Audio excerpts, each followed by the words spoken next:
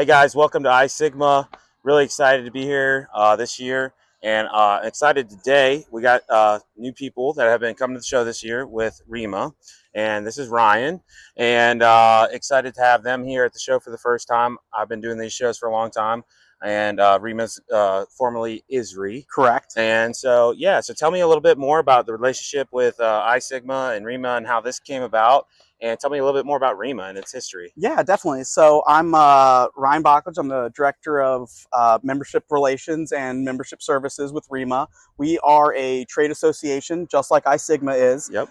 And actually, one of our members suggested that we make a connection, and that has blossomed into a full-on relationship.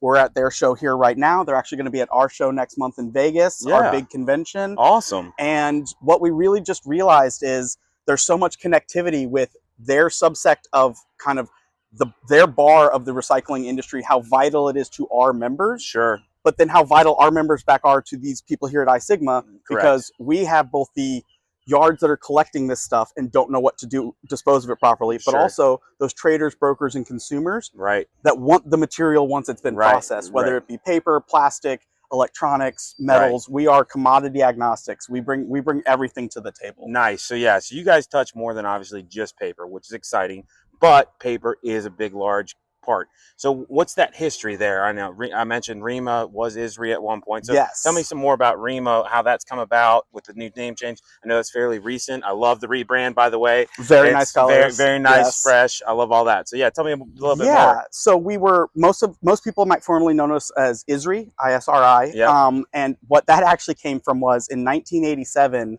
there was a ferrous and a non-ferrous trade association, ISIS and NARI. Okay. ISRI. Okay. Smash them together. Got it. And they recognized there's more we can do together than apart. Sure. Absolutely. And we are a much larger advocacy block when we go talk to a state or local or federal government, things like that.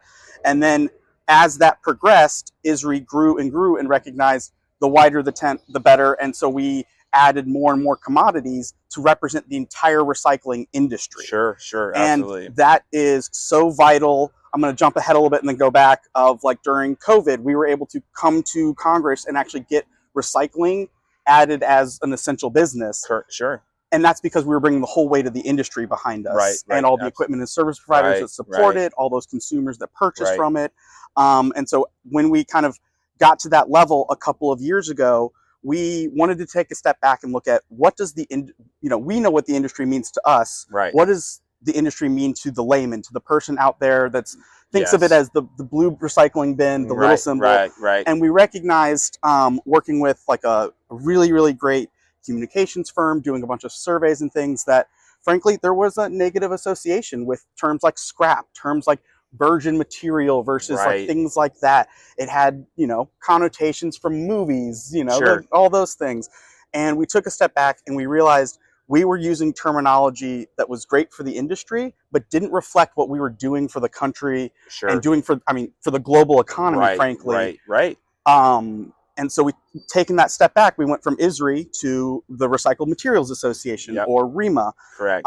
And that focus has already seen great changes, especially both in the public, but really especially with like Congress and state legislators, because talking about how that material, what it's doing, not that we're collecting it, what we're doing to put it back into the flow, back into the industry. So that has already paid really great dividends. We're really excited about it. And it's been going really well so far. Awesome. Perfect. So I know we have a really good mutual friend, Jenny Gift. Yes. Jenny's phenomenal. And I know y'all have connected, and you were talking about, y'all are here. So tell me a little bit more. You got a show coming up in Vegas. Yes. And I know iSigma's going to have a booth there. We appreciate that. I think it's really good for the industry. Obviously, I try and do this podcast for the whole industry. Obviously, Vecoplan gets some little dividends out of that as well. But so tell us a little bit more about the show coming up in definitely. So while ReMA does have over 50 events throughout the year, big and small, we have chapters that have local events, which is awesome. I really love those that. Are so important. Those are really focused and localized. But at least once a year, we want to bring the whole team together. Fantastic. So every year in April, we have our national convention. We call it the show. And it has about 7,000 people annually. The exhibit floor is, we have over 300 exhibitors this year. And we're going to have about, I think, 35 sessions throughout the week about every topic from data destruction to things like, where do we see the tariffs going? Where do we see the industry going? How do you pass down your business to the next generation? Sure. A variety of topics that really just help you be a recycler in the industry or a part of the recycling chain, right. And it's this year's going to be in Vegas. It's going to start on April 16th, that Monday, with a big grand opening, and then we run all the way through our closing night party on Thursday, which is at a beach club in Vegas. Nice. So nice way to close it out with a little fun. You know? No, that's the way to go. Exactly. You know, we opened it up last night. We had a little boat cruise. We did. Thought it was fantastic. What are you thinking of San Diego and the show so far? You know, this is so cool. I go to so many conferences. I'm always looking for how people make theirs unique. Yeah, absolutely. And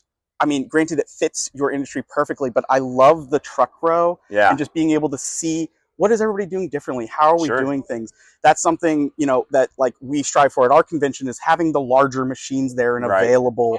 And so, like, yeah, I really like the flow of it. And actually, our one of our safety experts just finished doing a panel, or not a panel discussion, an informational session on lithium-ion battery safety. Yeah, which is a huge thing for us and the truck guys. Yeah, absolutely. So that's fantastic. Yeah. Once you see a battery go through a shredder and how fast it goes up, you want to see the whole training really quickly. Yeah, exactly. You want to make sure your guys are safe out there, right? Exactly. Definitely. Well, awesome, man. Well, Ryan, thank you so much for taking the time, being out here. I think it's fantastic. We enjoy having you. I was very excited to reach out when I saw. I was so excited. A member wanted to talk more. We always love getting more involved. Absolutely. And so, yeah, I think there's going to be a lot more of this in the future. And we look forward to it. Obviously, Vecoplan here. We're here with the mobile truck team, but we also have plastics, plant-based, all that, wood. So we fall right into your guys' spectrum too. So I think it's exciting to see us do more things in the future as well together. 100%. So thanks for coming on, man. We appreciate it. Thank you. Excited to have you guys next month. Awesome. Thanks, man. Appreciate it. Thank you. So, like,